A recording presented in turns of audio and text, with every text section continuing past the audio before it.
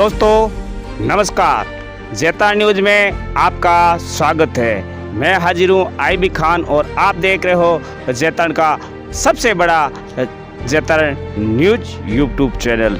आज तमाम मेरे मित्रों के आग्रह पर, खासकर जो दक्षिण भारत सहित जोधपुर संभाग से जो इस लूणी नदी से ताल्लुक़ रखते हैं, उनकी मांग पर एक बार फिर हाजिर हुआ हूँ। ठीक एक साल बाद आज रायपुर के दीपावास स्थित लूणी बांध पर मौजूद हूँ। आप देख पा रहे होंगे, ये ठीक मेरे पीछे का मंजर है जो रायपुर का प्रसिद्ध लूणी बांध है।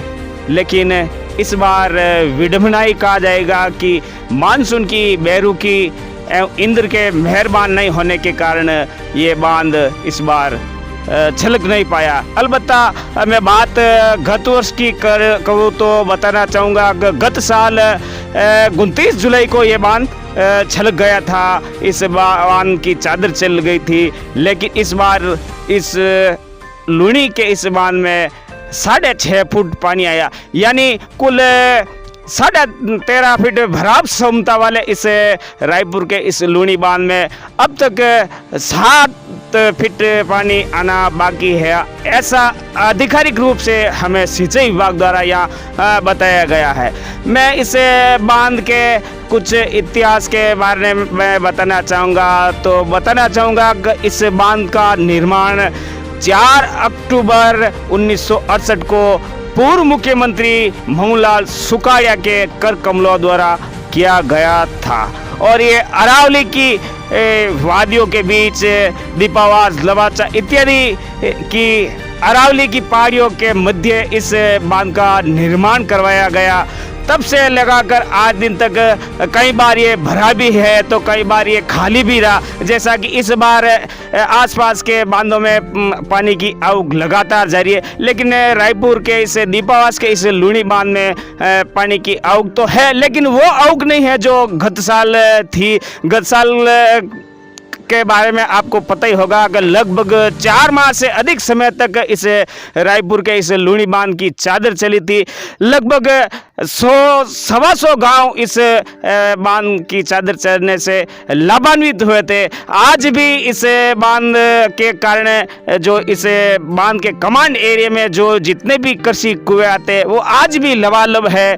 आज भी उन कृषि कुओं का जलस्तर लगातार बढ़ रहा है। और बताना चाहूँगा इस बांध से चादर चलने के बाद ये बांध लूणी नदी के रूप में यहाँ से निकलता है, जो जोधपुर जिले सहित बाड़मेर जिले की विभिन्न जगहों पर इसका पानी तब जाता है जब ये लूणी बांध का बांध छलकता है। और बताना चाहूँगा कि इस बांध से आसपास के क्षेत्रों में सिंचाई के रूप में नहरी क्षेत्र के कुछ इलाके हैं जहाँ सिंचाई भी होती है। कमांड क्षेत्र है, निर्धारित एरिया, उस एरिया में यहाँ पानी भी दिया जाता है, किसानों को, काश्तकारों को पानी भी दिया जाता है। और इसके अलावा आसपास के लगभग दर्जनों ऐसे गांव हैं जहाँ की जलापूर्ति भी इस रायपुर के इस लूणी बांध से ही होती है। यानी कि आसपास के जितने भी गांव हैं उन गांवों की प्यास ये लूणी बांध ही बुझाता। लेकिन इस बार ये विडंबना ही कहा जाएगा,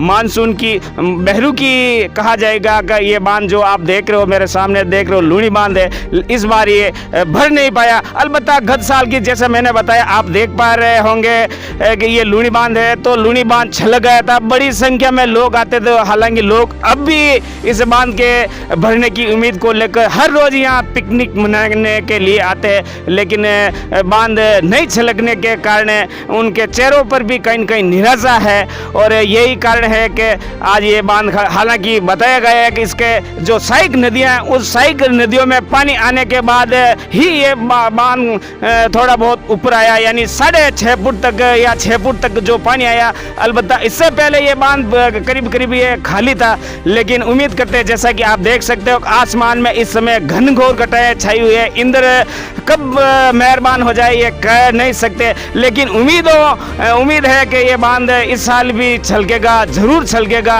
आसपास के हजारों किसानों को ये उम्मीद है कि रायपुर का लूणी बांध है जो छलकेगा, हालांकि खाली है। आपको मैं दिखाना चाहूँगा इसका विधिवत उद्घाटन कब हुआ आप इस वीडियो में देख पा रहे होंगे। तो ये विधिवत उद्घाटन है उस समय हुआ था।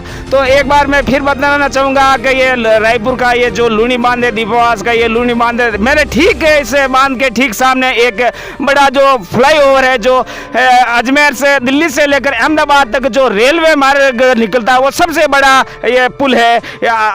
वर्तमान में इस पुल को आधुनिक रूप दिया गया है। इस पुल पर फ्लाईओवर जैसा आप जैसा कि सामने मंजर है, खूबसूरत नज़ारा। जब ये नदी बहती है यानी ये बांध की जब चादर चलती है उस समय ये मनोहरी दृश्य देखते ही बनता है। ठीक मेरे सामने जो अजमेर दिल्ली अहमदाबाद तक का जाने वाला ये शानदार सफर है। शायद इस समय रेल की मालगाड़ी भी जा रही है, आपको दिखाई दे रही होगी। तो ये वही मार्ग है, इसी बांध के ठीक आगे बड़ा पुल है, आधुनिक है। आजकल रेलवे विभाग द्वारा इसे आधुनिकीकरण की शक्ल में इख्तियार किया जा रहा है। डबल यहाँ पुल बनाए गए हैं। ठीक सामने खूबसूरत मंजर है जहाँ यहाँ पश्चिमी रेलवे की रेलवे चलती है दिल्ली अहमदाबाद के बीच। शानदार सुगम मार्ग है, इसी मार्ग पर ये बांध है। आपको भी जब कभी भी समय मिले तो इसे रायपुर के इस लूनी बांध की सैर जरूर करें और भगवान इंद्र से प्रार्थना करें कि इस बार भी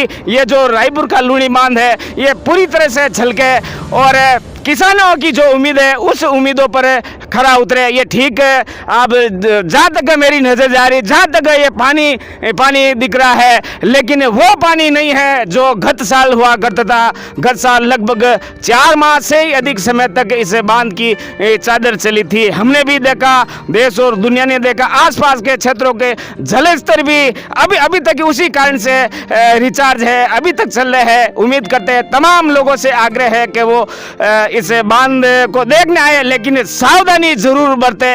कई बार ये देखा जाता है कि बांध की जब चादर चलती है तो लोग लापरवाही ज्यादा करते थे। ऐसे मेरे मित्रों से आग्रह है कि वो इसके चादर चलने के बाद आप कतई लापरवाही नहीं करें, यानी रपट को पार करने की कोशिश ना करें, हर तरीके से सावधानी बरतें। और एक बार फिर उन तमाम लोगों से आग्रह करना चाहूँगा, देश भर में कोरोना महा संक्रमण चल रहा है, कोरोना काल चल रहा है, ऐसे में अपने चेहरे पर मास्क लगाए। आप कहेंगे आपके नहीं लगा, मैं अकेला हूँ इसलिए यहाँ से मास्क नहीं लगा। अलबत्ता आप लोगों को मास्क लगाना है और सरकारी जो गाइडलाइंस है उसका आपको पालन करना। तो एक बार फिर मैं उन लोगों से बताना चाहूँगा कि मैं रायपुर के दीपावास स्थित लूनी बांध पर मौजूद हूँ। शानदार नज़ारे हैं, खूबसूरत नज़ारे, अरावली की ये वादी है, हसीन वादी है जो आने वाले दिनों में भादों का ये माह से सरबज होगी। उम्मीद करते हैं कि इंद्रदेव इस पर मेहरबान होंगे। ये पहाड़ी क्षेत्र है, मगरा और मारवाड़ का ये मध्य रेखाई का कहूँगा तो कोई अतिशोक्ति नहीं होगी। तो मैं अब आपका ज़्यादा समय जाया नहीं करते हुए अब आपसे इजाज़त चाहता हूँ, दीजिए मुझे इजाज़त। मैं आईबी खान कैमरामैन जितेंद्र सैनी के साथ रायपुर के इस ऐतिहासिक लूनी बांध से आप हमारे साथ बने रहे और इस चैनल को सब्सक्राइबर करने के साथ साथ इस वीडियो को अधिक से अधिक शेयर करें और वीडियो के बारे में कोई त्रुटि है तो हमें ज़रूर कमेंट्स बॉक्स में सभ्य भाषा में ज़रूर दें। धन्यवाद, नमस्कार।